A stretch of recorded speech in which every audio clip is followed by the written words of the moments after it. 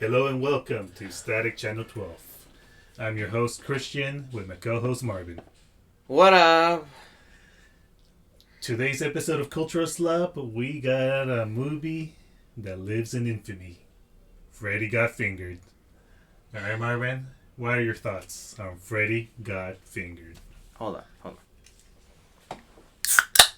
I need it for this one. This is so.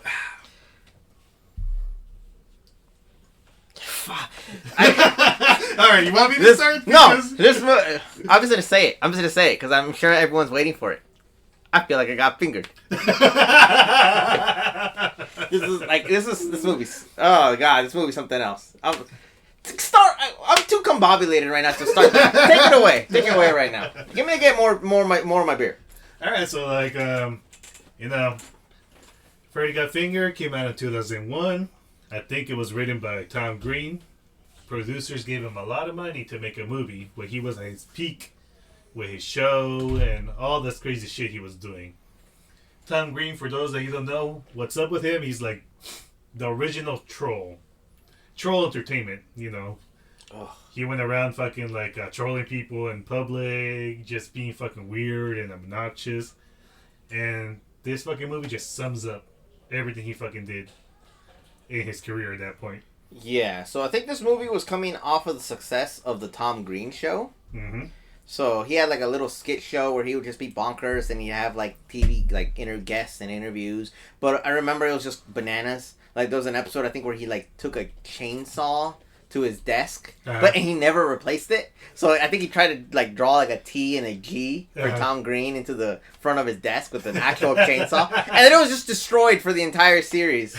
It didn't go on very long, but so this is off the success of that, and he had a very I don't give a fuck attitude, right? Which I can respect in a way, yeah. But it was so shock. This is like the real first big thing that was shock humor, at least to me, that I remember. This is kind of before Family Guy, before Jackass, before the desensitization. Well, if anything, I think this movie came out around the same time as Jackass, actually. I thought it came out before. I could be wrong, but it's in the pioneer kind of group I think of I looked shock it up. value. Jackass, the show came out in 2000, and this one came out in 2000. The movie came out in 2000. So this is the follow-up to the start of Jackass. It was, the trend of like that shock humor that was selling and being popular at that time. Mm-hmm. Growing up in that era, being younger, I don't know how a young person today would react to it, but it was pretty shocking seeing dudes like in Jackass getting things stapled or things blown up or being thrown off, whatever. Yeah. And then this movie followed up with a lot of crass humor and kind of some body horror, mild, moderate body horror, and just craziness. Like this guy's like on crack or something. Alright, I gotta say, I actually like this movie. You sicko. Yep, this movie is meant for fucking cynical sickos, and I am a cynical sicko. Okay. It's like, am I gonna watch this? Probably not. Yeah, you are. I'm probably not, you fucking the bastard. But I did enjoy watching it. I'm not gonna lie, man. I enjoyed watching it. Sure. Sure you did. It got some actual laughs for me, but then at the same time, it made me feel fucking insane. So, I kind of agree with you on the laughs. But I didn't laugh because I genuinely thought it was funny. I laughed because I was like, it's like, you know when you have an awkward situation and your first instinct is to kind of laugh it off to get it to stop being less awkward? That's what I was laughing at. There were scenes in this movie where I'm like, I'm in shock, but I'm like awkwardly laughing because I don't know what else to do. And it also frustrated me so hard because this movie makes no sense. You think that it's going with standard plots, a foundation, act 1, 2, 3, whatever. It's all over the place. There's freaking dead ends and loose ends and abrupt random things. But then there's some fucking callbacks and shit like that. And they're like the most tiny thing. Like, oh, he said this line, this 2-3 letter line. And then it's like, 40 minutes. It's a part of the movie. Like, it's a big part of the movie. I'm like, what? Like when the fucking... Man, I don't even know we're going to go in order this movie, man. Let's alright, so like the premise is like... Yeah, let's give a quick breakdown. So the premise is like this fucking loser lives with his parents. And it's like nowadays, living with your parents is common due to how fucking rent is and all that shit. Things are. But back then, if you lived with your parents, you were a fucking loser, right? Apparently. Yeah.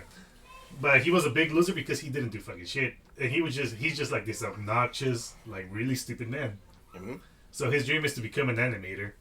Mm-hmm. So he goes to like Los Angeles where he gets a job as a cheese sandwich. Cheese sandwich maker at a cheese sandwich factory. Yeah, it's like those freaking things you find in like vending machines. You know, like have you ever heard of Big Ass? No. It's like big and then AZ or big AZ or big AZZ. Yeah. It's like it's just big ass cheeseburgers. It's things like that. But it's just cheese sandwiches, and he's working on an assembly line with a bunch of old ladies, and then he starts like, "I'm a cheese helmet," or whatever. Like he just starts acting up. he just randomly picks up one sandwich and starts like acting a fool and starts humping the line or something. I don't know what he does. Yeah. He puts a sausage between his legs, like this is wiener, and then he like dick slaps an old lady. He totally dick slaps her. So yeah, okay, so like so right, so that's like the beginning, right? Yeah. And then like the reason he went to Hollywood is because he's gonna pitch his cartoon.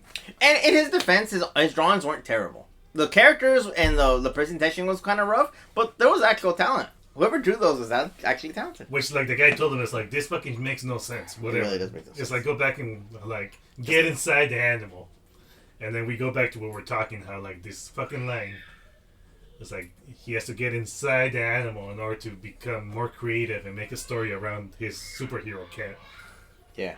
And he's fucking driving the way back to Oregon because he's like, oh, yeah. He's a loser. Because the guy told him to, like, fucking quit his job and focus on animation.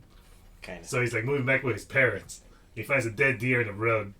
And what does he fucking do?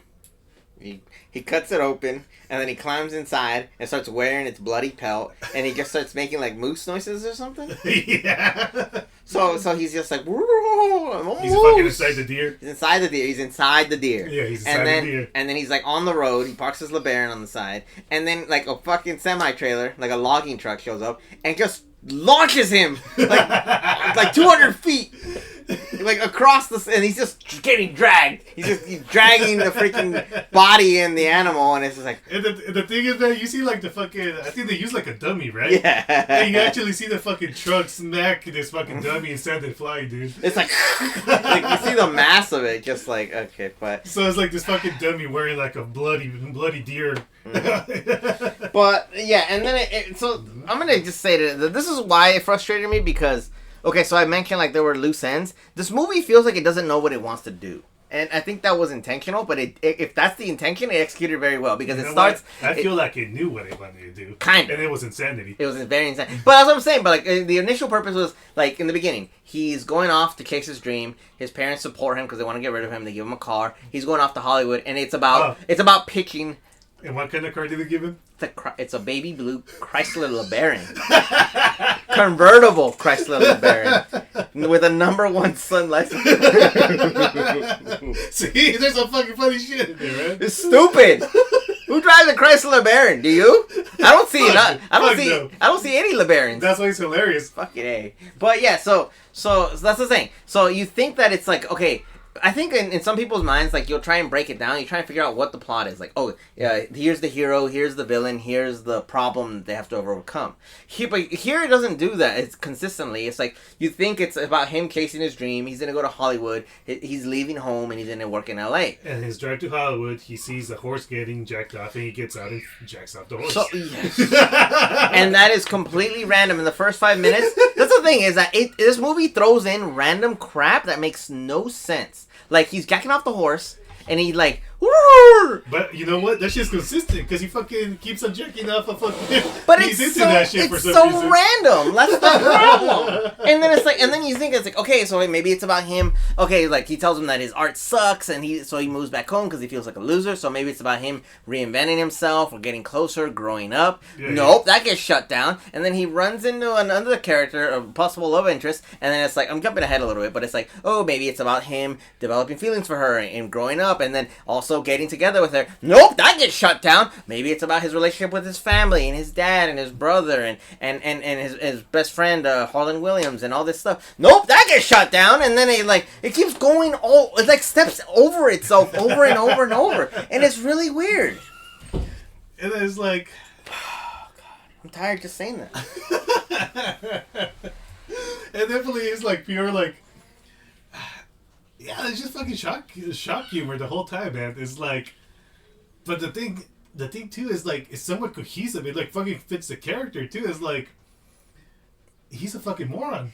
He's like emotionally disturbed or something, man. The absolute random of this is perfectly on cue. But that's the thing. It's so random that you don't know what to expect. Like, I guess there's some body humor with like the opening, cutting up the dead deer and the bloodiness. Yeah. But then it goes into like him like, I don't even know how far I can go ahead, but it's like him chopping off like a body part and then he tapes it to himself because it's funny. Mm-hmm. It's like body humor, but then it's like he the like body part. You mean the umbilical cord? The umbilical cord. I know that's too far. And then he like the way he eats and he like tries to like swallow a fish whole, but it's all gross. He just fucking stuffs his face. He's just like going rah. And then he also like has this thing where he'll like act like a complete weirdo for no reason. He'll like tie something over his head or something, and he'll go like, I'm the backwards man. I'm the backwards man. And he's like in the mirror with like stepping backwards over and over. He's like holding a briefcase wearing a suit backwards and he's like, I'm the backwards man. And he's like looking in a mirror while his dad watches and it's like, what is happening? But then that's the thing. This movie is so weird because it does zany things, it does body humor, and then he acts normal. Like when he was talking to his girlfriend, he's all like, I think we should just go on a regular date. Like, we're gonna get to that point. But he's like creeped out by her a little bit. Which I think is the punchline because you think because he's like so fucking crazy and out there, they can be okay with it.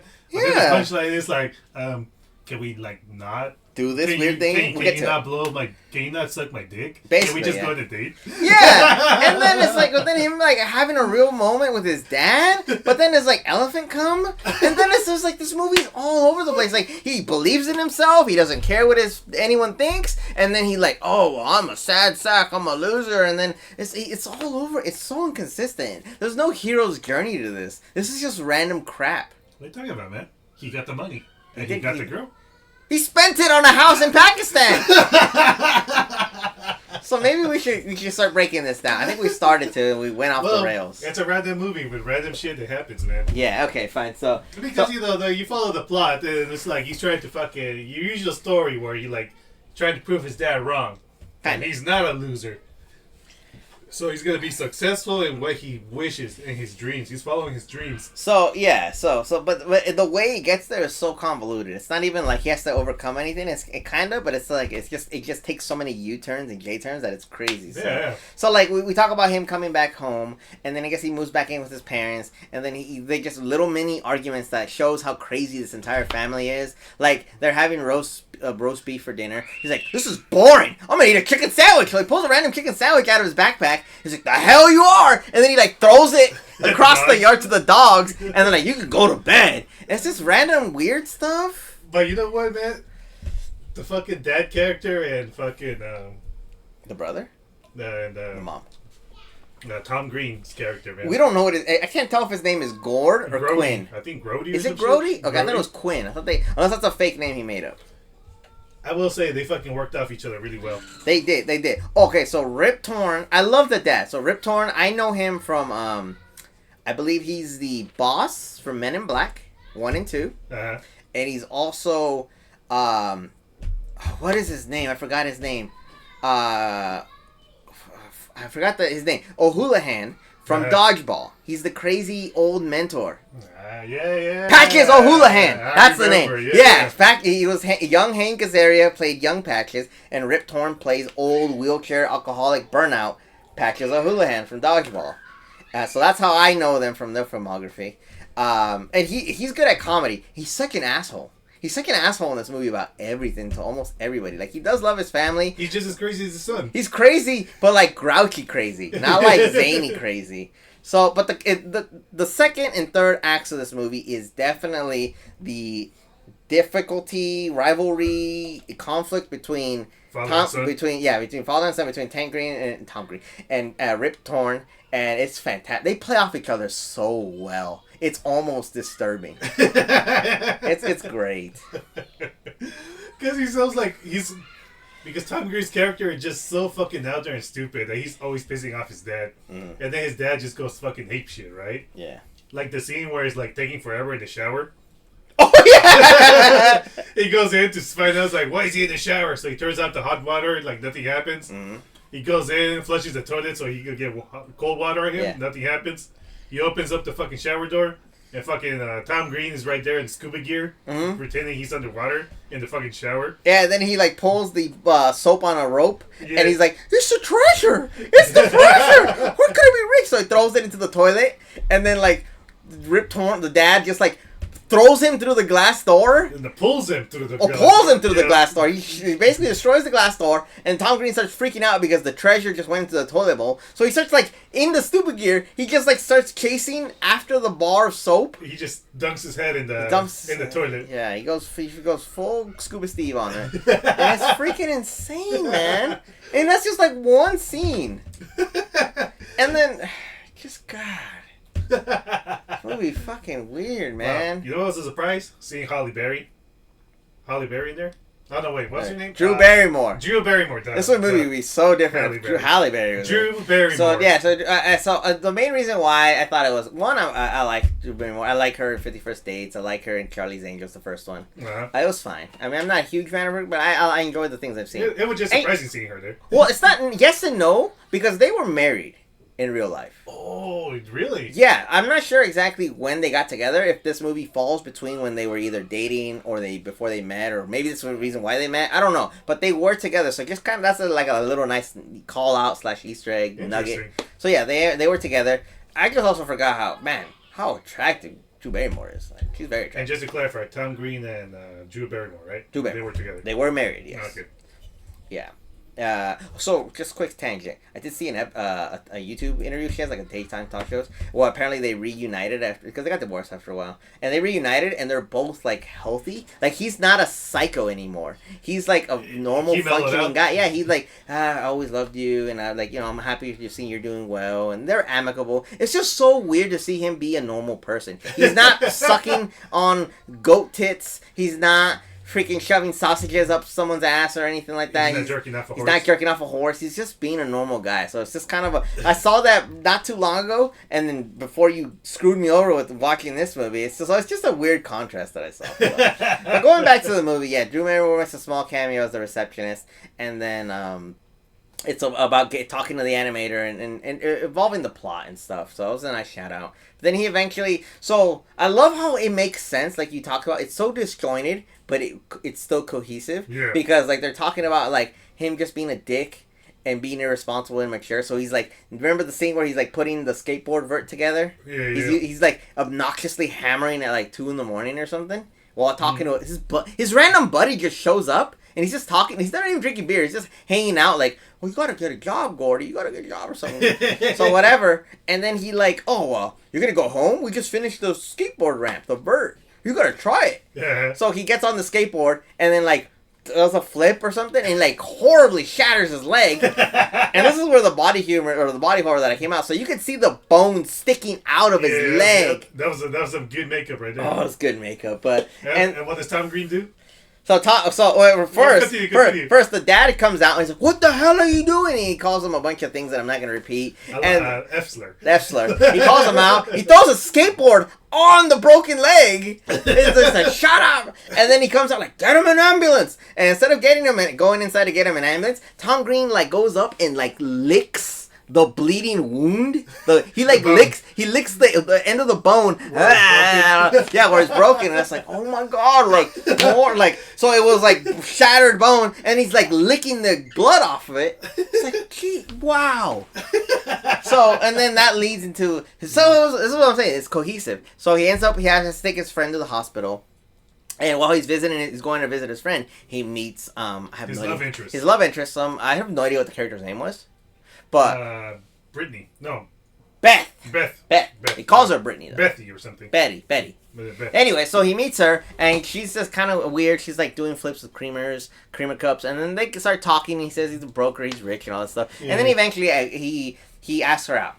And then the guy, I guess the punchline of that little interaction was that she's like, "Oh, call me." She's got to leave, so she like steps out from behind the counter or the desk, and she's in a wheelchair. Well, not really steps out, right?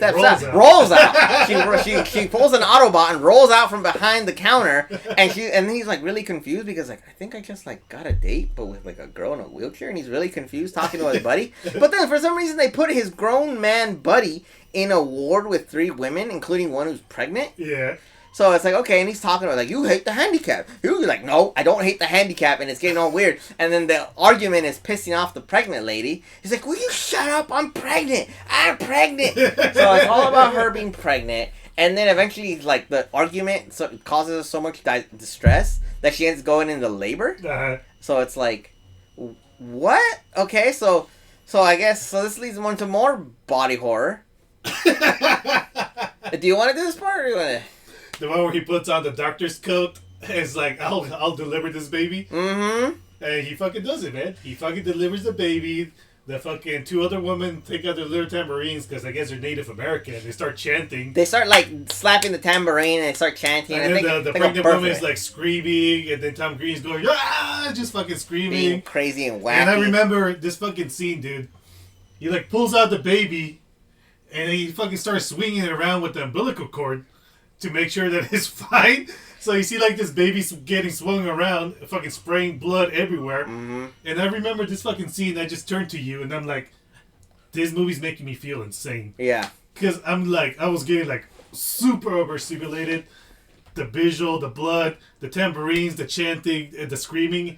I was fucking feeling insane. It was a madhouse of emotions. And the worst part, you skipped over the most kind of brutal part where he delivers the baby and there's no, like, blade, scalpel to cut the umbilical. So I he was chewed. That because it happens after. He swings out no. the baby. He had to bite the cord open to start then swinging it. And then he swings it. So he straight up, like, sausage cases, bites this freaking umbilical cord to this living baby, and then he, like, swings it like a goddamn rodeo show, with blood. Like, everybody in the room gets drenched in blood, including the mom, and then he eventually hands her, and it's all sweet, and it's like, oh, mom and her newborn. But after he, like, straight up freaking, I don't know what that is, swing it. Everybody's, like, covered in blood and shit. Mm-hmm. It reminded me of that scene where, like, you ever see Homer Simpson and he has, like, a cinder block on a chain? So he starts swinging it and he starts hitting people with it? Yep. That's what it reminded me of. But bloodier and more baby-like. And then eventually he gets kicked out by security and then he's like, I'm a hero! It's like, apparently they don't like heroes. They don't like heroes. You know, he's not a doctor. So it's like, okay. But, like,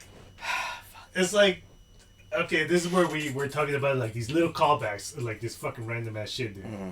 So he fucking chewed through the umbilical cord. There's fucking blood everywhere and shit. Yeah, there really is. So he goes out a date with Beth, right? Meets her at her place. Yeah. And, you know, they talk and everything gets... And then she, like, flat out just wants to suck his cock, right? Oh, this is the first date, right? Yeah. He goes over to her apartment? Yeah. He goes over, she wants to suck his cock. And he's like, oh, no, maybe we should go on a date first. And she's like, no, I want to suck your cock. No. Oh, but, okay. So he, like, lifts up the fucking shirt. And what's fucking taped to his fucking belly button? An umbilical cord. The umbilical cord, dude. Call back to that fucking umbilical cord. He tore off the baby. Yeah, this is... Oh, that was brutal. And I thought at first it was supposed to simulate, like, it was supposed to look like... It's supposed to be his dick. But I thought he was going to say that it was his dick. But it's not even his dick. It's just like, it's just an umbilical. He just says, oh, it's an umbilical cord. It's because it's funny.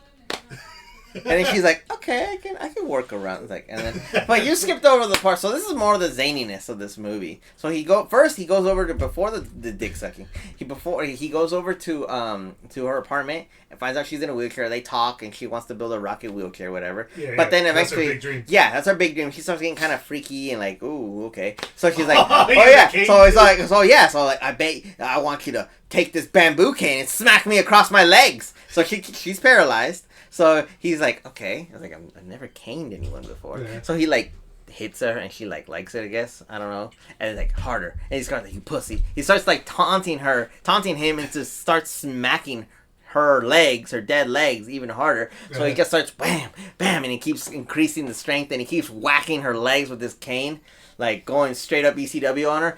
Bam, bam, and then eventually he miss and whacks her right in the face. He's like, oh, my face isn't paralyzed.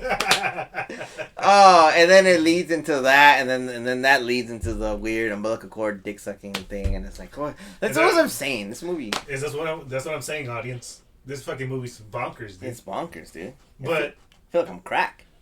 But I enjoyed it because I'm a sick bastard. Yeah, you are. I'm a sick bastard, man. It's like I was never bored with this movie. Yeah. Okay, I'll give it that. I was not bored at all, man. I did not know what to expect. I was always at high alerts, like what the fuck's gonna happen. And you know what? I was not disappointed because crazy shit always happened.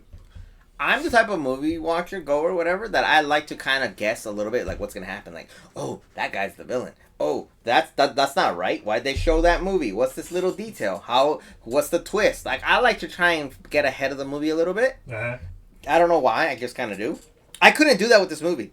There was a couple things where I thought maybe she's like, okay, this is kind of weird, or this is gonna follow certain like tropes and plots. Yeah, a couple of them, but very loosely. But how it got to those plots was something else. Yeah, completely.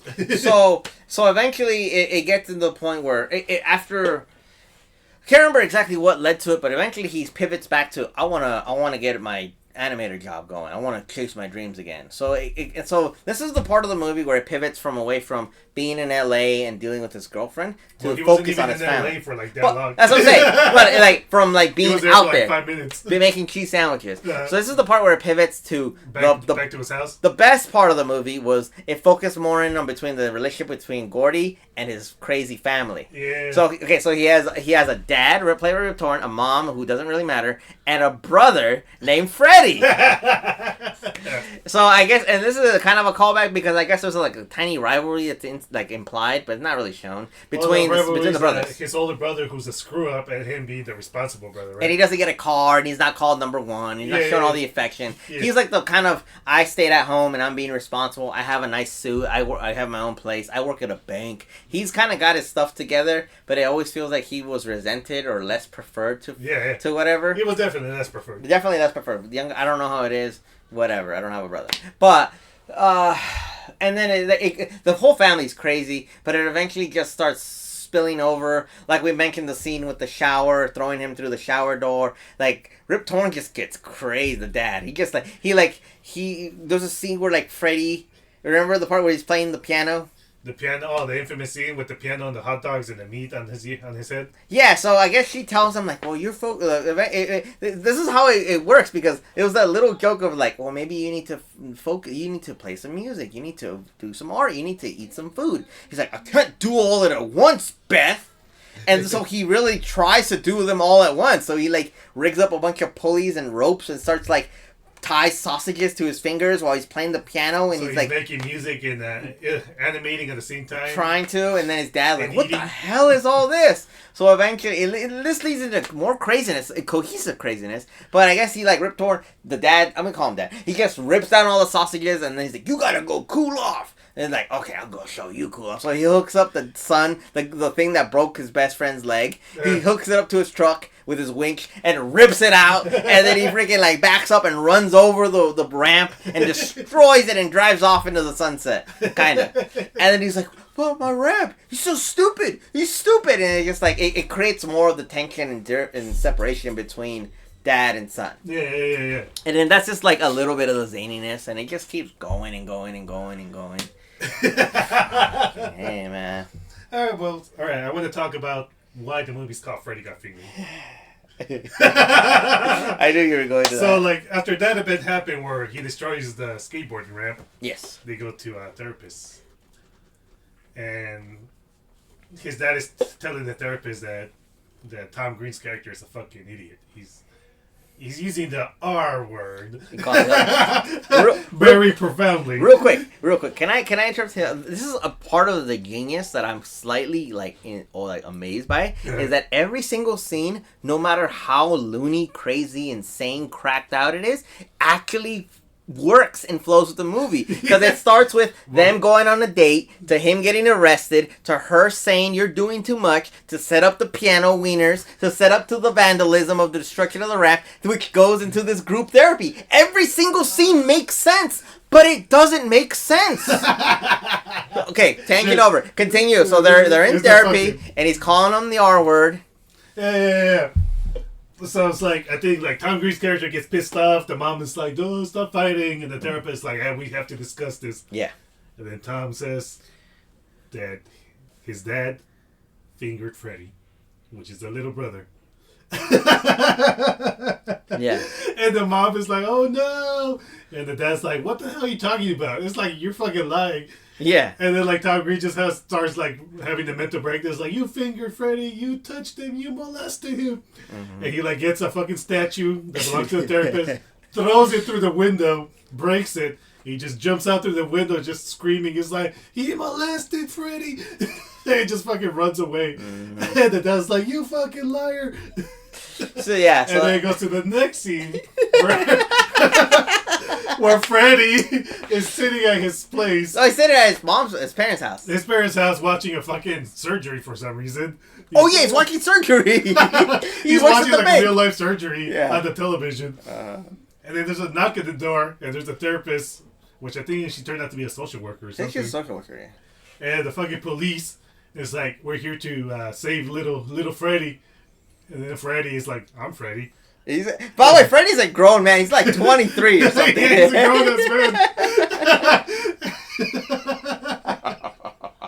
It's like, you're safe now, Freddy. He won't touch you anymore. And he's like, what are you talking about? It's like, we won't let your dad hurt you no more. My dad doesn't finger me. My dad doesn't finger me.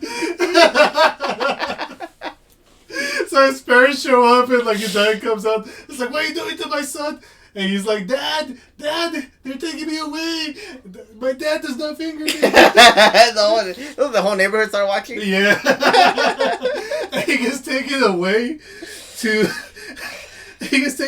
then the next scene is the Institute of... the Institute of Molested Children. They don't even call it something like Sunbrook Institute for Children. It's just molested children. I know this is awful that we're laughing, but it's just so fucking insane. But the weird part is that they keep that small scene, they threw you for a loop. Okay, because they show the Institute of Molested Children, and then they go in and it's like all dark and dim. It looks like Silent Hill. And then they go to the end. It's like this weird, like creepy little children. Yeah, you know when like children sing, and then they burst open to this bright, colorful room, and there's lots of children. They're playing, and they're in hospital gowns, and they follow the camera to the end, and it's just Freddy sitting on the couch with the older children. And then he's like, and the redhead next to him, he's like, so, I hear your dad fingers you. and then they're watching that serial killer movie? Yeah, they're watching a fucking, like, slasher movie. Yeah, it looks like a girl's being thrown onto a meat hook and there's blood on the walls. And it's like, I think that might be fucking Texas Chainsaw Massacre. You would know, you're the horror expert. You're the horror expert. But it's like, okay, so it goes from like a group therapy to the Freddy's getting fingered, and then they're in an institute of sexually molestation, and then it's like, what is happening? All the fucking little kids are wearing the shirt that says "No More Secrets." Oh, no more secrets! Look at Freddy, you grown-ass man. He's sitting there with a shirt that says "No More Secrets." Surrounded by molested children. This is horrible! I was just like, oh my god, this is horrible. This is horrible. This is the awkward laughing I was talking about. It was horrible. I'm genuinely laughing because I find it hilarious. It was shocking. Like, what? Like, so it's like this whole institute for these kids, and it's like not even inviting. It's just like, it's creepy. It is. It's very creepy, but it works. And the surgery and then the Texas Chainsaw film is. Woo! What a scene. Dude, I need a fan just thinking about that. But anyway, so it played, and that causes more of a rift in the family. So Freddy gets institutionalized, and then I guess there's a scene where he gets forgotten pretty much. Yeah, he gets forgotten, kinda. But then Gordy works in the basement. Yeah. And he's working on his art because he's renewing his dream. And then his dad, because everyone thinks he's a child molester now, he's a child fingerer. So he's pissed. So he starts drinking.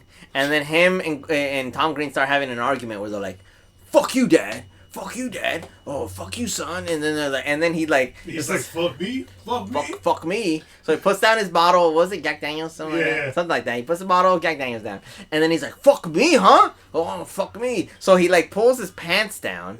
So his giant white bare ass is hanging out. It's very pale, and it's just like, "Oh, you might as well fuck me then." So he's actually bending over and like telling his son to fuck him. And then the mom is like going down taking the tea to her son, and she fucking sees her husband with his bare ass screaming at his son to fuck him. Yeah. So she drops a teacup. It's all dramatic. And then, like, the next scene is her leaving her husband. Yeah, pretty much. So, obviously, like, with the accusations and the institutionalized and then the fuck me. And then it's and like... And then there's, like, the other callback where, like, before the wife leaves, like Tom Green's character was, like, I guess when the dad broke the ramp. Yes, before that. He's all pissed. It's like, why are you with him? Or something like that shit. It's like, you should go out, explore your sexuality, fuck whoever you want, any stranger, basketball players, Greek men. Like, you should fuck Greeks. Alright, so he fucking says that. I thought it was just a throwaway line. Do you want to talk about it now, or do you want to bring let's it up? talk about it, because I bring this shit up right Okay, now. let's talk about it. So it's like, the wife leaves him, and then later on in the movie, they show her in bed with fucking Shaq. And it's like, oh, you fucking follow her son's advice. He's fucking basketball players.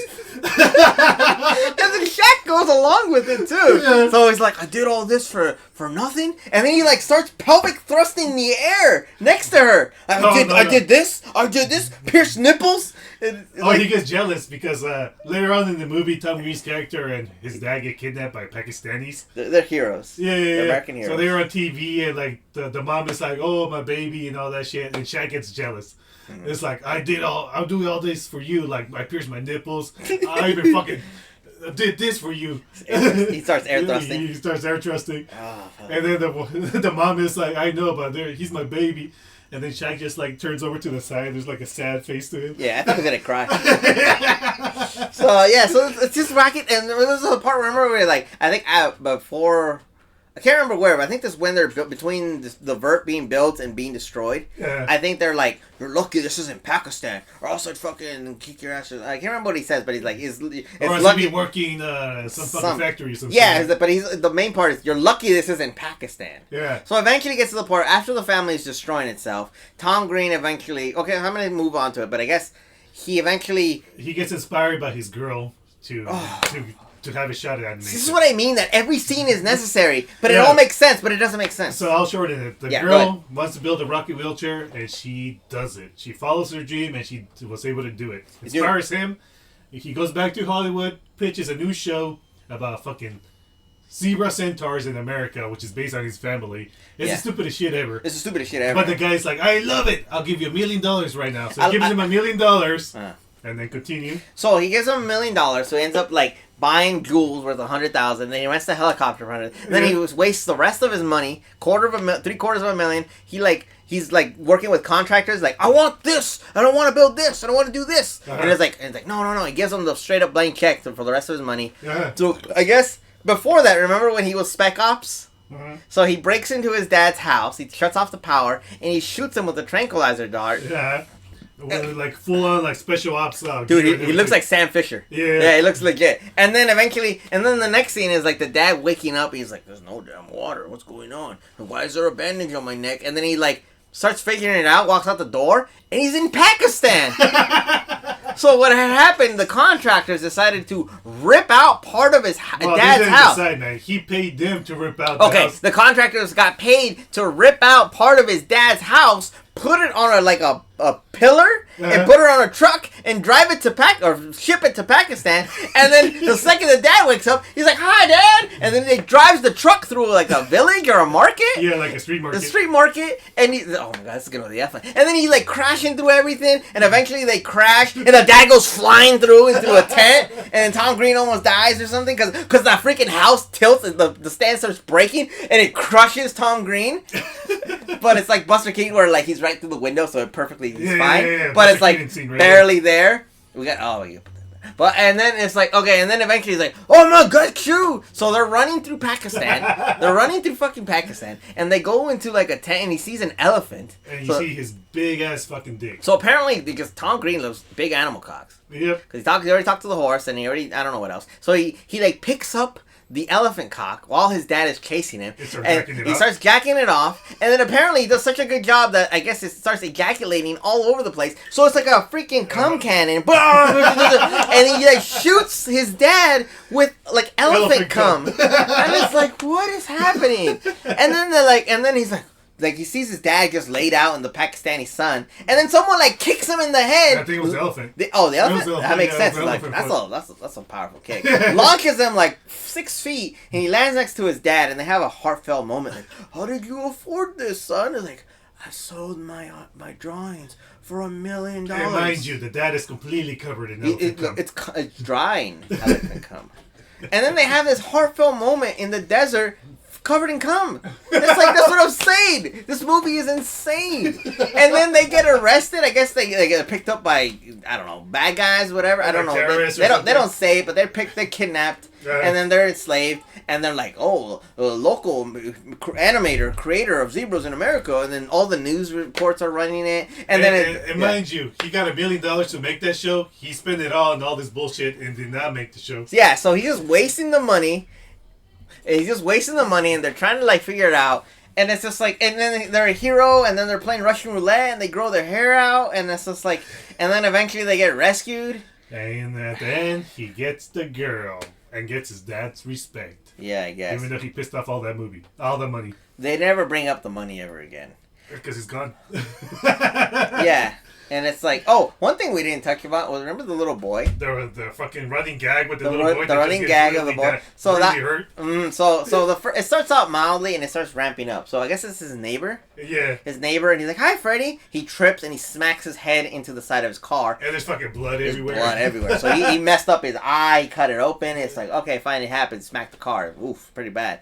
And then next one is like they have the scene in the restaurant where they're fighting, and the dad he's celebrating his birthday. And the dad throws a beer bottle, misses Tom Green, and hits the little kid. So he shatters the beer bottle over his face. And then I'm trying to remember exactly what the next one. He's playing catch with his dad, and they stop paying attention. His dad throws the baseball real hard, hits him right in the mouth, fucking breaks his mouth. You see a fucking tooth poking out through the lip. Mm-hmm.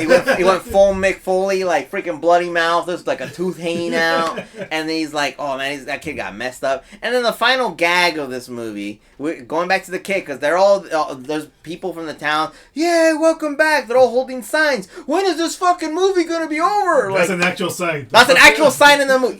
When the fuck is this movie going to be over? Yeah. It's like, you rock my brown hole. So there's that. And then the kids all like, so Freddy and his dad, they're heroes. They get rescued, get out They go in the limo. He sees his girl. His girl was like, does the sign that she's gonna suck his cock. Oh, that's right. And he's like, yeah, there's fucking patriotic music, American flag. Mm-hmm. And then the little boy, when the limo drives off, the little boy's like, wait for me. And the helicopter's still whirling.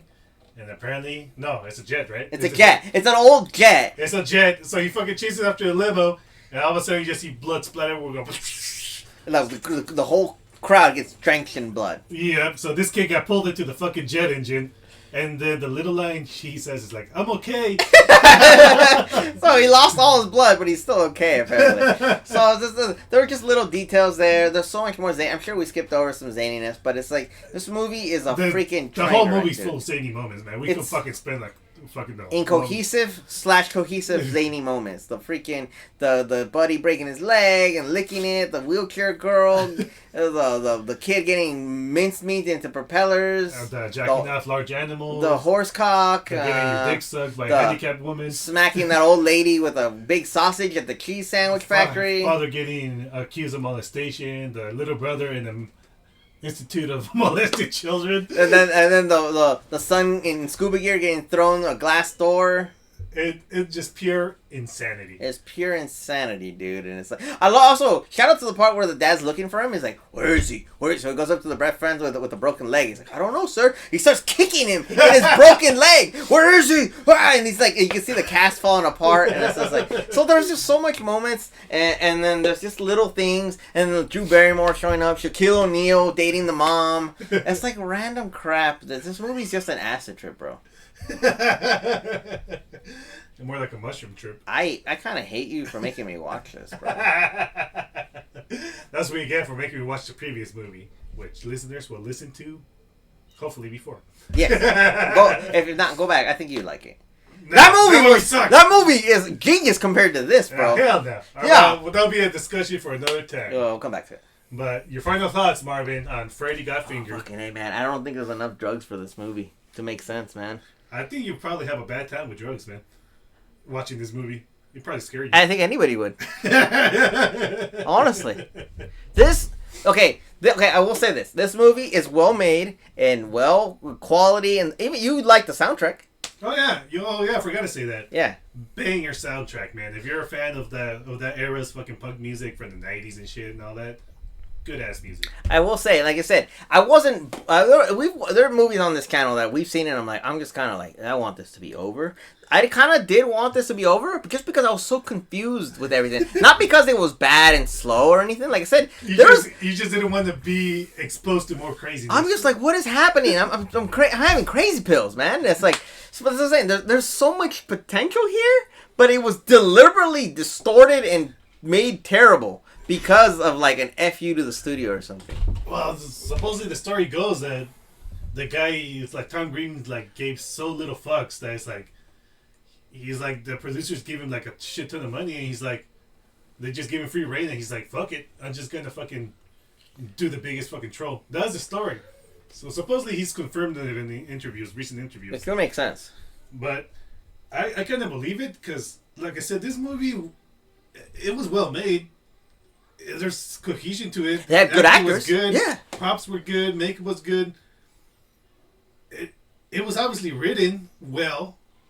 To a certain point, I guess, if you call that well. I honestly think that they probably just got the writers together and like just get drunk and they just come up with the most random crap ever. Because it literally does feel like a fucking big ass troll, dude. Mm-hmm. It's like, maybe nowadays with like the internet, it's like a lot of people are desensitized to the like this kind of humor.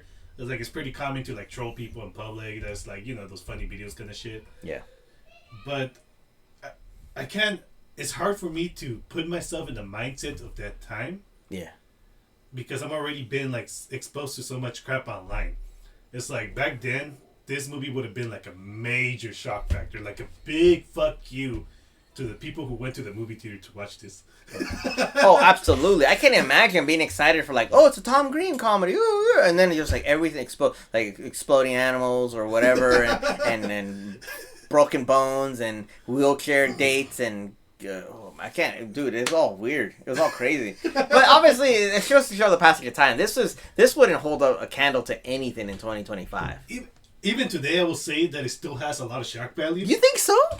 Even today, dude, we were shocked watching this movie to a certain point. So yeah, I guess you're right. It's like, I wouldn't say that we were horribly offended, because I think that's the difference now. Because, like I said, I actually enjoyed it. Yeah, I enjoyed seeing this fucking insanity.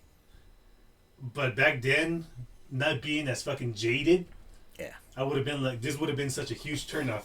It also would have been from the mentality of like a younger kid in like middle school, high school, to a grown man. Yeah. It's like, what the fuck am I watching? What am I watching? What do you mean, no more secrets? Yeah, but now all humor is absurd. It's like this is absurd. Yeah, this was ahead of its time. Yeah, I'll give it that. This was ahead of its time, because this is an absurd fucking movie. And when this is absurd times. Mm-hmm. A lot of the comedy for like younger people is very absurd, man. Yeah. Completely absurd. Yeah. And this fucking fits it. Absolutely. This is definitely a WTF, the embodiment of WTF. This makes no sense, but it makes all the sense. But it makes no sense. Mm-hmm. So those are really kind of everything I had to say. Like I said, I could see what they were going for, and it was fairly quality. Good actors and everything. It's freaking crazy. Good production quality, good lighting, good set design, all that shit, man. Yeah. Work went into this. Absolutely. The budget wasn't fully wasted. Just to say fuck you to the audience. To the audience and the studios. I don't think he ever got another movie deal after this. Nope. I don't blame them. Which, interestingly, Tom Green became a pioneer of online podcasts. Honestly, yeah. And actually, I remember watching a video where Joe Rogan was one of his first guests for his podcast. Yep. Okay. And Joe Rogan was very interested in what he was doing. In a way, Joe Rogan ripped off Tom Green. You think this is what inspired him to go do the Joe Rogan experience? It definitely inspired him. It makes sense. Yeah, because like Joe Rogan was wowed by, it's like, you know, you don't need that much production quality. You just need a microphone and people just to make that shit funny. Or yeah, just and it works. Yeah, it works. But Tom Green definitely had a way, even when he was all zany, it worked. it was intriguing. I watched the show. I was kind of actually bummed when it got canceled. But it was like, what is happening here? You might think he's fucking stupid or like insane. Yes, he is. Absolutely. In certain ways. But he's actually a pretty intelligent comedian kind of guy. If his entire... He really went into the absurdness of it. If his goal was to troll everyone, he did a phenomenal job of it. And he absolutely pulled off a really all-timer troll job with this movie, but it freaking sucks. This movie kind of sucks. It's pretty horrible. Not in quality ways, but in a moral way. That's among other things. It's psychologically and morally horrible. Can you say you feel like you got fingered by this movie? Yes. With all the audience, anybody who watches Freddy Got Fingered by Tom Green. Pretty much. So, are these your closing thoughts, Marvin? Getting fingered? No. Well, I think we said all we could about this movie, man. Mm-hmm. And we left out some stuff, man. There's a lot of crazy shit that's happened in this movie, but I'm pretty sure our audience got the gist of it. Yeah, if you're really that bored and you grab a case, hit up your homies, and just kind of watch this, because this is insane. It's like, watch this movie with one of your homies if you guys are willing to fuck up your brain. Well, I wouldn't say that much. Get your brain fingered. Yeah. If you want to get fingered by Tom Green, watch this movie. And I think those are our closing thoughts. I got nothing else. This has been Christian. This is Marvin. And thanks for listening. Like and subscribe for leading you guys to get fingered by Tom Green. Yeah. Love you all, and goodbye. You rock my brown hole.